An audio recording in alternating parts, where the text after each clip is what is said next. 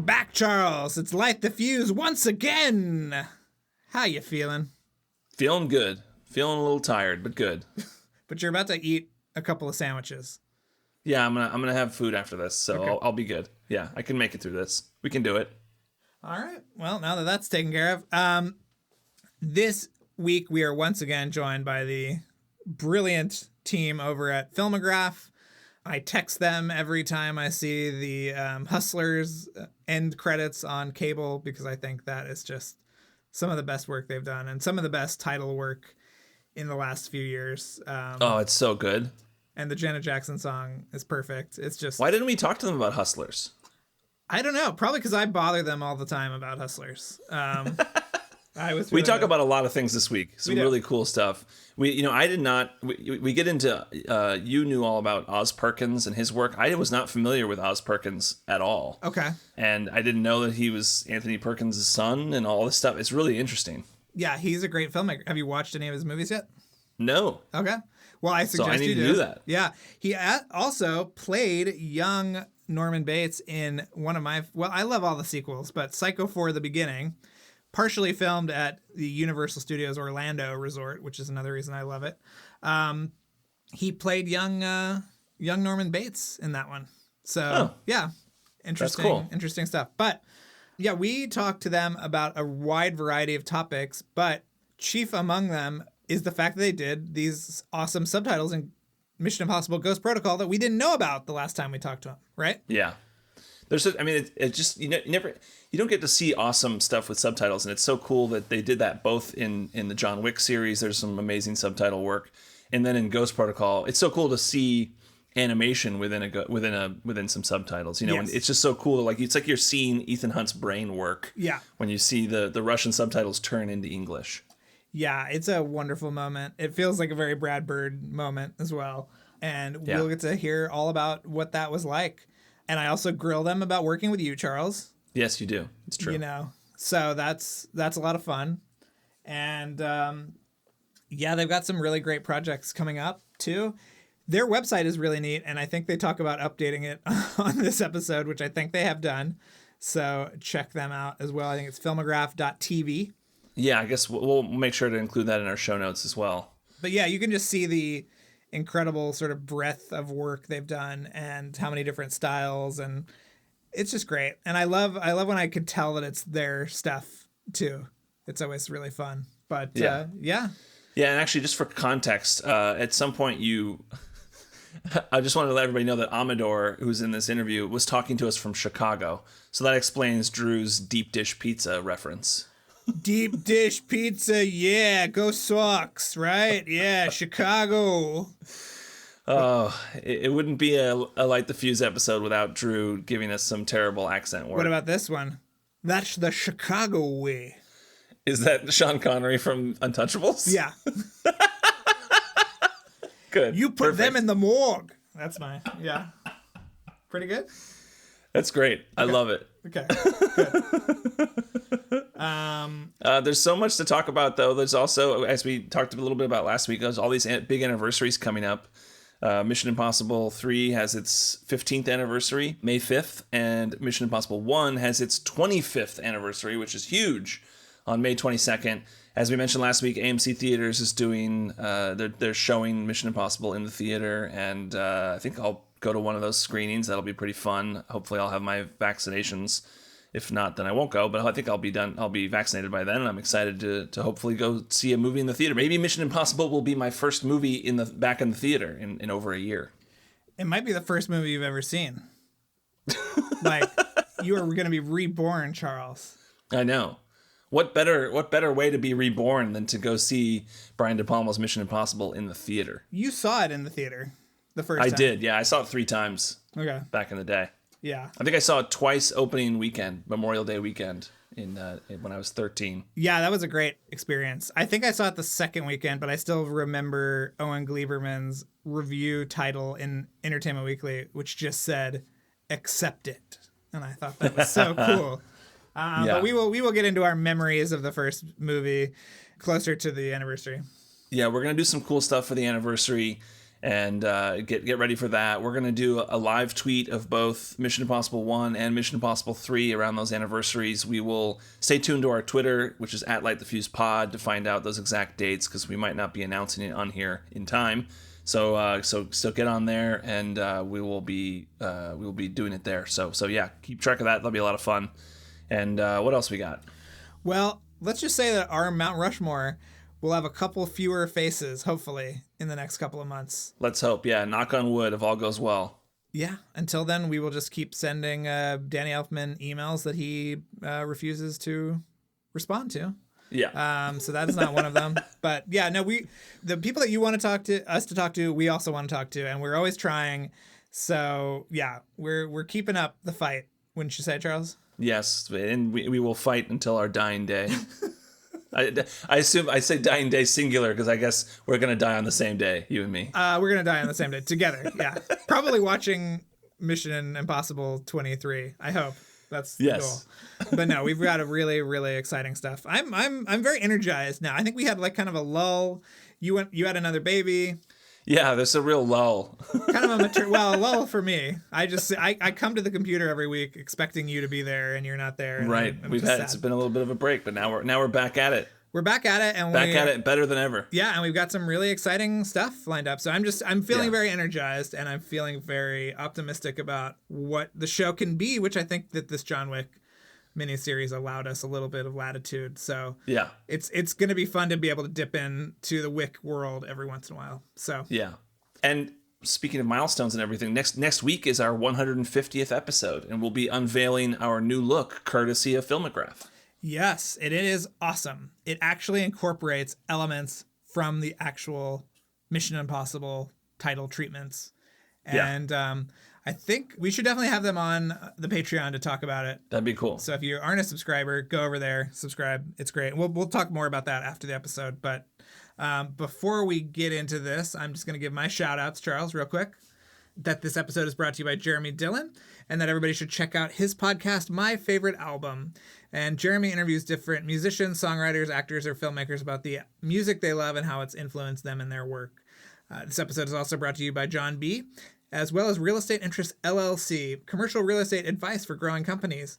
If companies need to consult with them, they can do that, and they are helping companies that are not even looking to buy or sell. They save and strategize too. So contact them. And hey, we were wondering about Real Estate Interest LLC, about whether or not it was maybe a front for a spy organization. They actually responded to us on Twitter. Do you remember that? Yes. Yeah, since we recorded all those previous episodes, they responded to us on Twitter. It was a pretty shady little statement where they were like, "Oh yeah, we're not really a front for a spy organization." But when I went to go back and look for the tweets today, they're all deleted. What? Yeah. Okay. Yeah. Shady. Confirmation that they're a front. A front. And speaking of affront, this episode will be an affront to you. No, it's great. We're going to go into Kevin's pretty much just outright theft of the plot theme, and we'll be back afterwards, right? Yeah. Okay.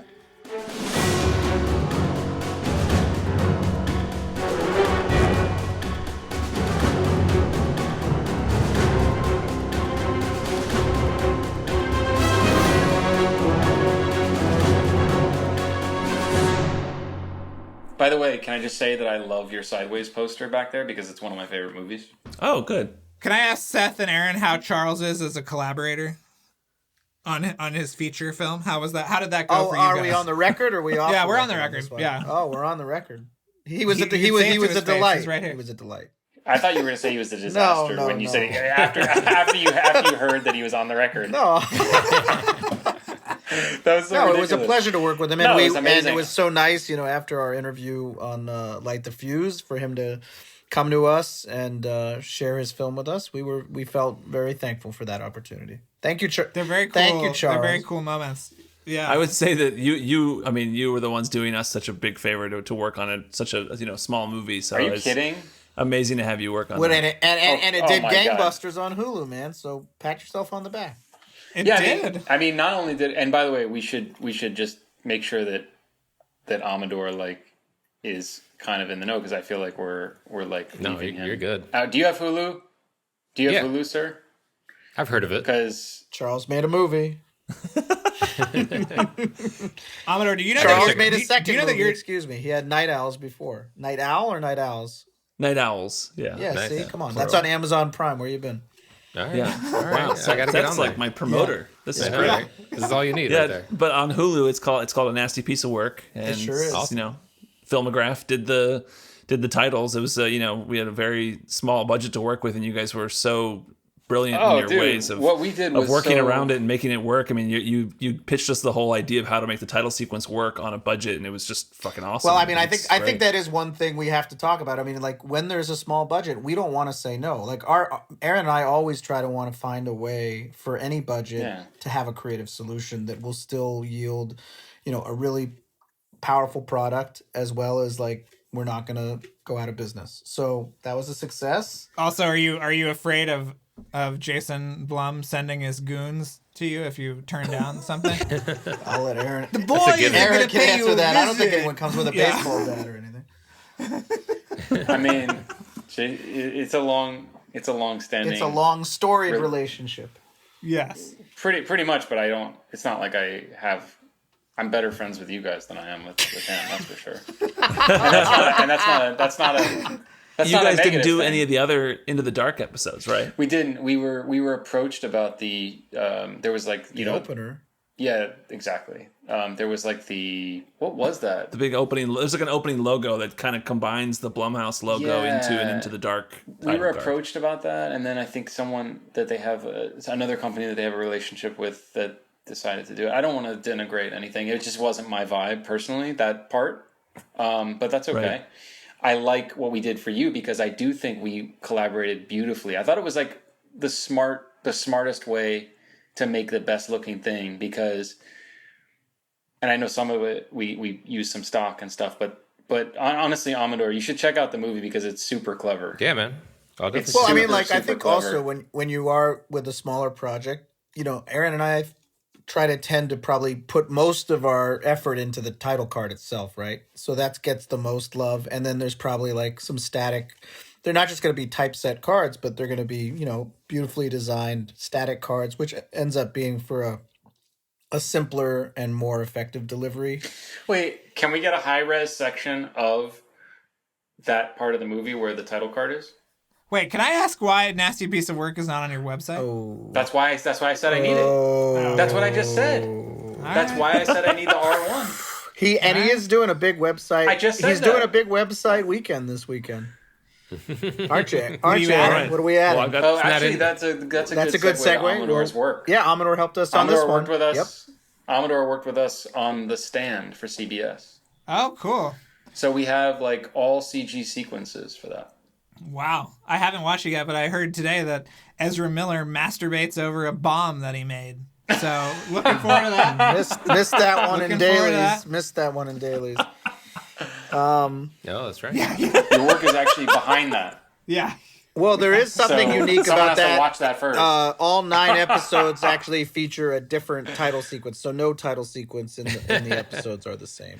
Oh wow, I at love that. that. I love that people are doing that now. They did that for Perry Mason and a couple other things. that's awesome. I'm so glad my work is in front They're of that. you'll see some similar shots, but Oh, there's I'm sorry, unique behind it, shots behind per it. episode, and it's mixed and jumbled and juggled together. Right. Cool. And also, I just as another tangential request, but Charles and Drew, if you guys are ever shooting anything, I would love to just take a break one day and just kind of Oh, come you're over requesting a at set a visit, set distance. visit privileges?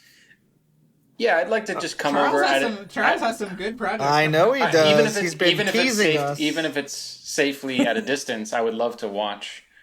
You work for an hour or something.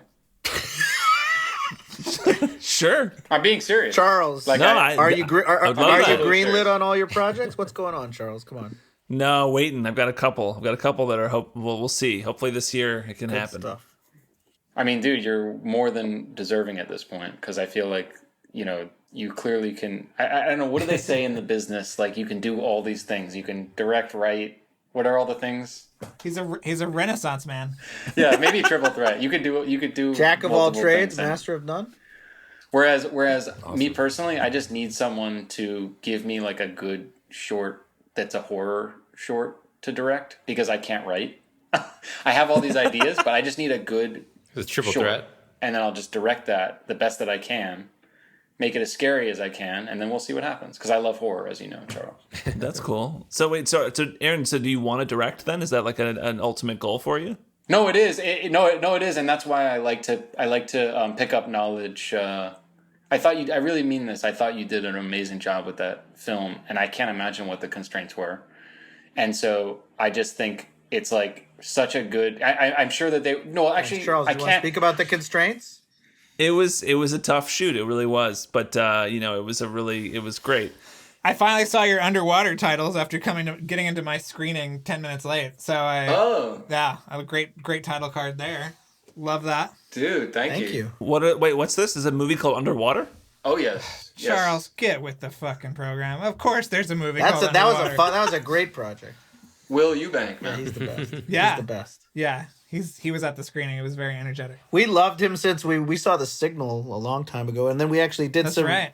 We did the Titles. we did the titles after liking The Signal. Signal titles are ours too, but they're not complex. And he was one of those directors who we were so grateful that he was like, I remember being really happy, and we gave you no money. So do you want to come work on this again on Underwater?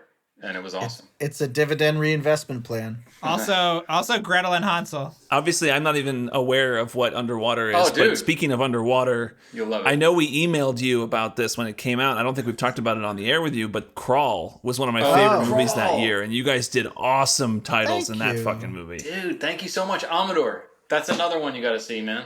I got to add it to the list. Are you guys doing O2? That's an interesting. We asked him, but I don't know. He was like, I do not know I am French. That's I definitely don't know getting where- cut out of the podcast. You can't make fun of Alexander Aja on the podcast. No, You he's also- one of my favorites. He's you one also- of my oh, favorites. dude, We love Aha, but Drew's terrible impressions always go in the show. Wait, can I just say that I love him too, and I just had this conversation with Seth the other day. I was like, dude, just so you know, he made one of the best horror films. I'm not talking about Crawl. He made one of the best horror films of the last 20 years. I guess it's like 15 years, really. I thought The Hills Have Eyes remake was incredible. Yeah, it's great. The first He's never made, well, Mirrors wasn't great, but it's got a great score. Wait, Yeah. Wait, that was his? Kiefer Sutherland? Yeah. Oh. I'm a big fan of his Piranha remake, the Piranha 3D movie that he did. Yeah. I thought that was just so much fun in 3D, and like I feel like everybody missed the boat and did not realize that the movie was a comedy, and he was like, tongue was firmly planted in cheek. For Wait, that Aaron, for didn't sure we get it a was. call? You got a call for We Piranha did. We 3D. did. It was a guy at Dimension before Weinstein got in trouble. That's right. That's right. Years before. Well, we were Weinstein working stuff on like happened. project by project, and I think it came into like because Level 256 somehow was. I remember getting that email sitting.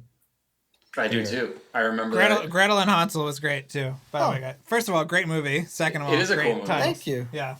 Yeah, I love Oz Perkins' stuff. We just rewatched Blackcoat's Daughter a couple weeks ago, yeah. which is just so good. He's a real slow burn kind of dude, isn't he? He is, but I love that. Yeah, the, me too. the Netflix movie is so bizarre and great. He's also a really nice gentleman. He's very nice. He also was in a Psycho movie, as you know. Yes. Charles, should we talk about the subtitles for Ghost Protocol? Should Amador stay on, or I don't want to waste his time. Amador, you can go. We have wasted far too much of your time. Go get a slice of deep dish pizza, and yeah. I just want to say thank you to Amador for all of his amazing work on the last two John Wicks, and I hope he can work on John Wick 4 with us. Well, hold if on. we get If we get the it, opportunity. we don't know if we get it. That's what I said. If we get the opportunity. Yeah, man. If we get the I'm there if you got it. opportunity, we would love Amador to come back for John Wick 4. There it is. Well, I would love to continue to collaborate with you guys. Let's just put it that way. Well, we're grateful, man. Thank you. And Amador, thank you for coming on the show. And we apologize for all the And I waste of also time. apologize. No, it's all good. Thanks for having me, guys. It was a lot of fun, actually. Oh, good. Well, it was a pleasure to have you. Thank you. Yeah. All right, guys. All right. Should we get into Ghost Protocol, Charles? Yeah, let's talk about Ghost Protocol. So we found out. I don't even remember who we found out from, but Evan. We found it from We Evan. found out, from Evan Schiff, right. Evan said that you all had done the incredible subtitles that we love in Ghost Protocol, because in Ghost Protocol, the subtitles come up, I think they come up in Russian, and then they do some kind of transition and then turn into English as you kind of feel like you're in Ethan's brain hearing in Russian, and then he's translating it into English. It's so fucking cool. And we didn't know that you guys did that. Well, I didn't have anything to do with that one.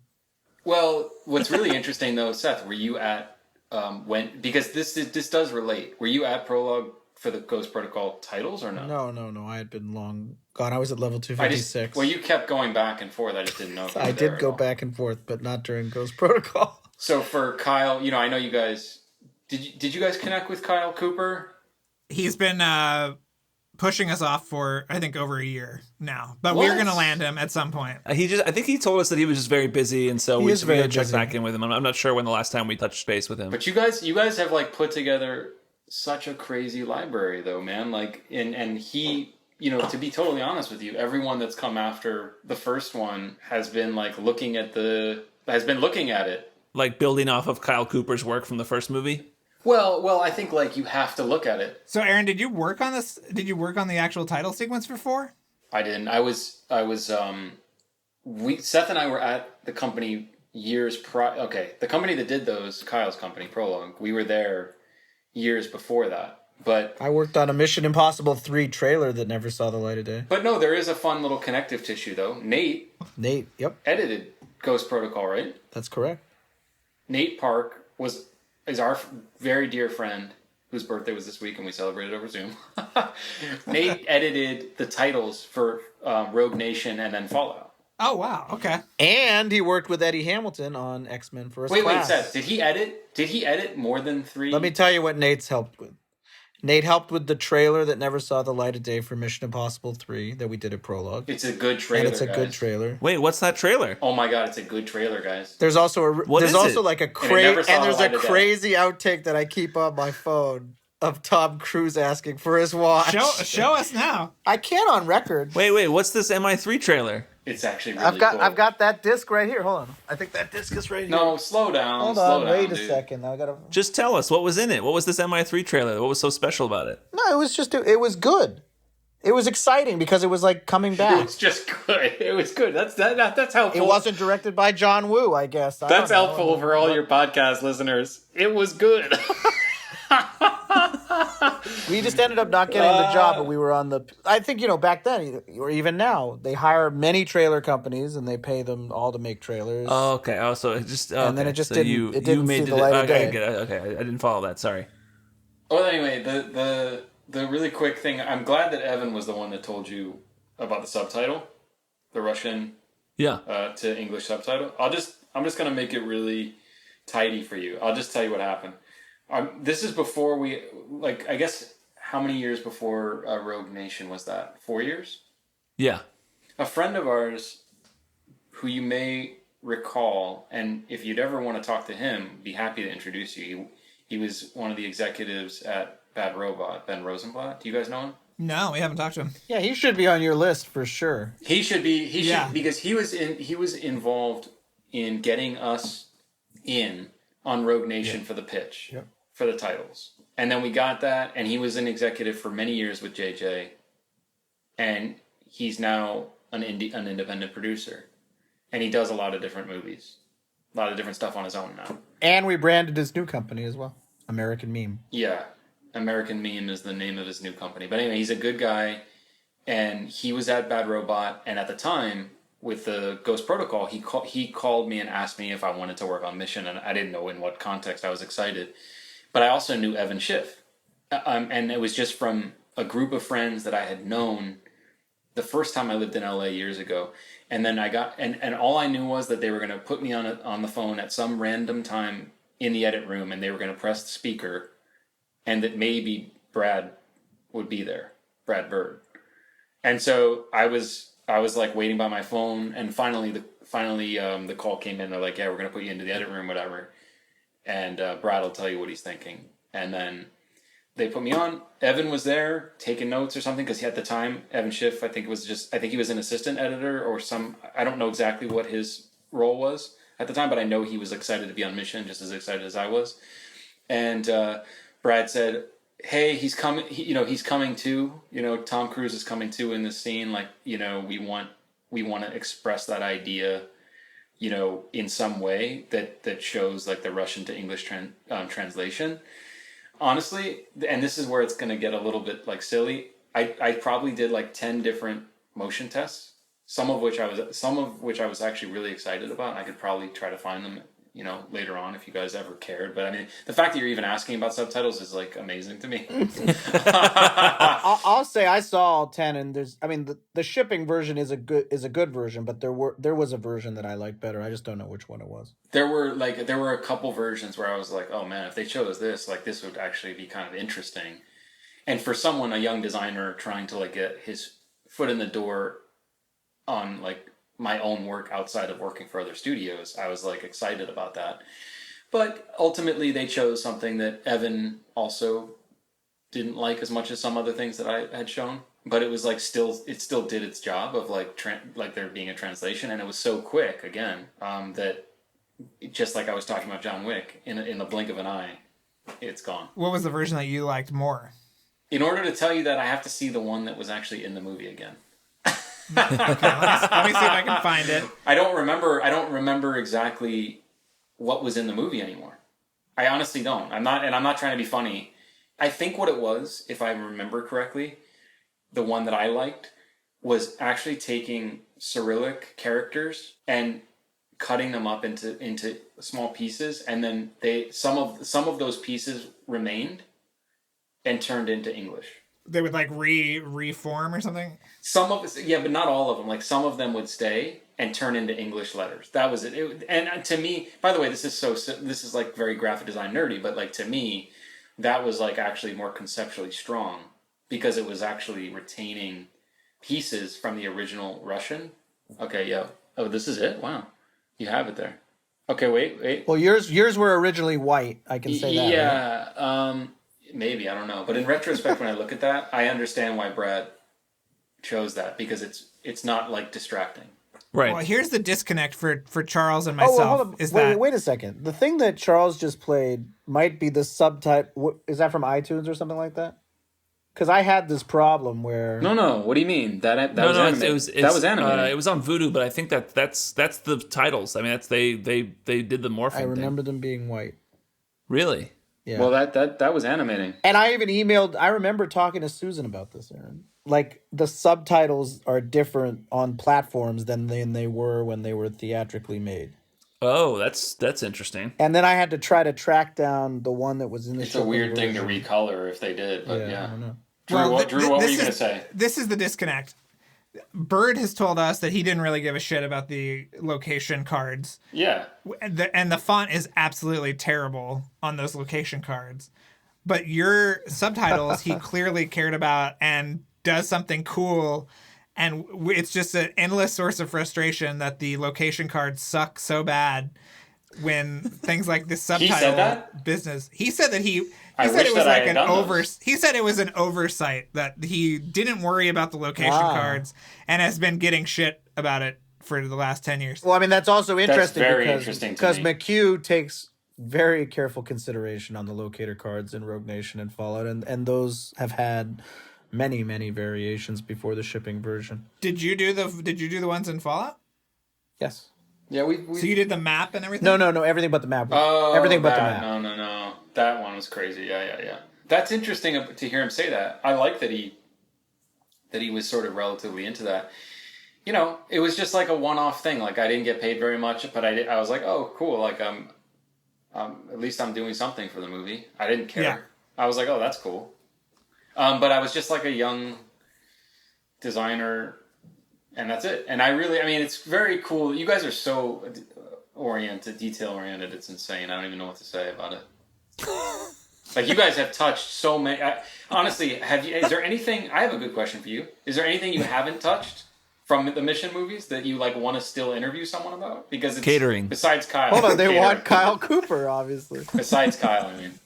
We have a Mount Rushmore of people that have continually ignored us. Or Well, let's get the list. just- Let's get the list. What are they doing, though? All right. Top of the list, J.J. Abrams, obviously.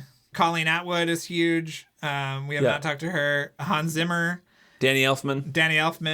Brian De Palma, Wow, De Palma. John Woo. John Woo. Got it. Robert Town. I don't think. John Woo doesn't want to talk about his movie. Come on. He might. I don't know. I mean, we just talked to the sound editor on MI2 who said that John Woo was like happy with the movie. Oh boy. Is it bottom seeing of a the barrel? resurgence? Bottom of the barrel on that one. I mean, I just mainly just want to talk to John Woo to talk to John Woo, you know? Yeah, that'd be cool. That's fair. So Brian De Palma, John Woo, obviously Hans Zimmer, and JJ. And Elfman. JJ. And Elfman. And Elfman. And Colleen Atwood. And Kyle Colin Cooper. Atwood. And Kyle Cooper. Yeah, And of Kyle course, Cooper would be of course, Tom Cruise, obviously. But we're hoping that we're Well, going to I make that feel like happen. that'll happen. Don't you think that'll Yeah. happen? I think that'll happen. I think it should. good. It'll happen. I think it should happen. I mean, we've gotten so many people we never thought we'd talk to, and so Yeah, you guys the have whole done this whole project has just been a delightful surprise, I think, for both of us. Yeah. All right, Seth and Aaron, thank you so much for coming on the show and talking to us about all things John Wick, and also for a very brief amount of time, the Ghost Protocol subtitles. We hope that you are back for 7 and 8 and 4 and 5, because now you're juggling all these 4, franchises. 5. Wait, hold on. 4, 5, 7, and 8. What's 6? 6 you've done. 6 You already did Fallout. Fallout. was Fallout. You did Fallout. I'm just messing around. Yeah. Thank you very much. Thank you for having us. We're grateful. We're grateful to you guys, and honestly, you continue to amaze us with the coverage of the series, and now with the new series. So, Oh, well, thank you so much.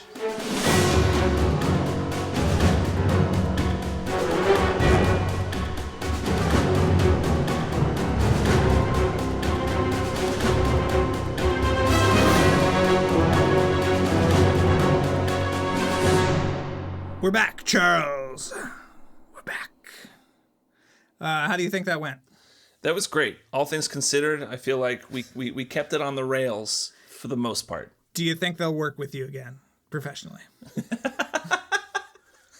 Yeah, I think so. I love those guys. They're so awesome, and they seem to tolerate me okay. They're great. And after this episode, didn't they help you with your pitch for an upcoming project of yours? They did. They were very helpful with giving me a new title treatment for a project that we've gone out with. So yeah, those guys are just the best. I mean, they're just so awesome. Yeah, they are great. And yeah, what else? Do you have anything you want to talk about from this episode? Well, actually, at the end of the episode, they were sort of turning it back on us and asking us who we want on the show. And I just wanted to say that there are, of course, there are others that we want on the show other than the ones that we mentioned. And a big one that we neglected to mention is Rob Boateen, who I think is a very special person that we will probably never get because he's in hiding. But I'd love to get Rob Boateen. He's the one who did the makeup for the first Mission Impossible movie. He also did the makeup for John Carpenter's The Thing. He also designed RoboCop, right? What else has he done? He's Fight Club, Fight Club, right? I mean, he's a legend, and he's kind of a recluse. I don't know where. Yeah, I mean, I think he's just, he's not working in the biz anymore. I don't know what he's doing exactly, but here's my promise to you. Next time I run into Rick Baker on my walk, I will maybe ask him if he knows how to get in touch with Rob Boateen. We're like, Rick Baker, you're an absolute legend. We don't want you on the show. We want Rob Boateen. Listen, it's great to see you. I'm glad you're doing well. Do you have Rob Boateen's email address? Is what I'm going to say. God, it would be amazing to talk to Rick Baker. Sure. I know he has nothing to do with Mission Impossible, but you should just ask him if he'd ever do an interview, if he'd do a podcast interview. Sure. Because that guy, holy shit. Yeah, he's the best. So yeah, this was a great episode, and yeah, if you're listening to this show and you have had something to do with one of these movies, just send us an email. We would love to talk to you on the show. Yes. No matter what your role is. That's how we've gotten some of our guests in the past, actually. Yes. People just email us like, hey, I heard about your show. I've been listening to it, and I worked on Mission Impossible 3. I did this. And it's like, oh, yeah, let's have you come. Why don't you come on the show? Yeah, it's great. It's a wonderful little network we've made. But yeah, so after this episode, we return to the legend, Paul Hirsch. Oh, yeah. That's a good one. Oh. He, of course, is always hilarious. We love talking to Paul.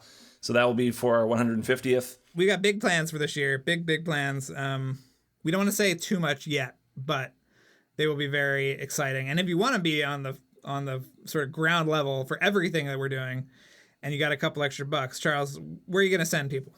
To the Patreon. Yeah. Patreon.com/LightTheFuse. Sign up. There are multiple tiers. You can get as much out of it depending on how much you want to put in. And there's amazing people we have on there that we talk to every month on our Skype chats. And we also do our bonus episodes that come out weekly. We cover so much fun stuff. We always get into whatever the latest news is relating to Mission Impossible. Whenever anything new comes up, if McQuarrie says something interesting on Twitter or whatever about the new movies or about even the Fallout or previous movies or whatever, we just jump on there and we do an episode. So you always get great stuff. We also have series on there that we do. We'll just do an episode about a random movie we love. We just say why we love this movie. And we also do a series on 5 great performances by... So we'll do 5 great performances by Simon Pegg, 5 great performances by Angela Bassett, 5 great performances by Alec Baldwin. Those are episodes we've done already in the past. We're just going to cover actors that are in the Mission Impossible series, and we talk about other performances that they've done. We do all kinds of fun stuff. We had a whole breakdown of all the storyboards for the snowmobile chase that was cut out of the opening of Ghost Protocol. So many fun things. Sign up at the Patreon, patreon.com/LightTheFuse. If you don't want to do that, go to the TeePublic store, which is linked from our website, LightTheFusePodcast.com. In the merch section, you can get a shirt or a mask or whatever. That supports the show. And if not that, then write us a review. We need some new reviews. Yeah, we need some new reviews, and we need some engagement, Charles, on our social media platforms as well, wouldn't you say? So we've got Light the Fuse Pod on Instagram and Twitter. We've got the Light the Fuse Reddit sub. Are we just on the Mission Impossible Reddit? Or are we on? We have our own Reddit. I don't really understand Reddit. I think it's a subreddit. There's a Mission Impossible subreddit, and we are on there along with other Mission Impossible fans, and we post the same stuff that we post on Twitter and Instagram and stuff we post on there. So if your preference is to be on Reddit, there is a Mission Impossible subreddit that you should follow or subscribe to, or however that works, and you will see posts from us in there too. Yes, and you have some shout outs too before we go, right? Oh, I do actually. Yeah, thank you for reminding me. We have to give a special thank you to Robbie J. Martin. Thank you, Robbie, for making this episode possible. And I also want to credit our production assistant, Abby Smith, who is a huge help, and also the music, of course, by Kevin Blumenfeld, legally dissimilar mostly. And also a big thank you to Luke Burson, our mixer and editor. And next week, return of Paul Hirsch. Oh, get ready.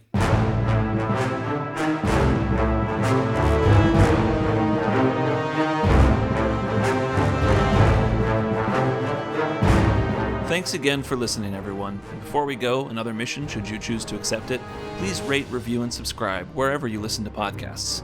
And remember that you can follow us on Twitter and Instagram at LightTheFusePod, and email us questions or comments at lightthefusepodcast@gmail.com. This message will self-destruct in 5 seconds.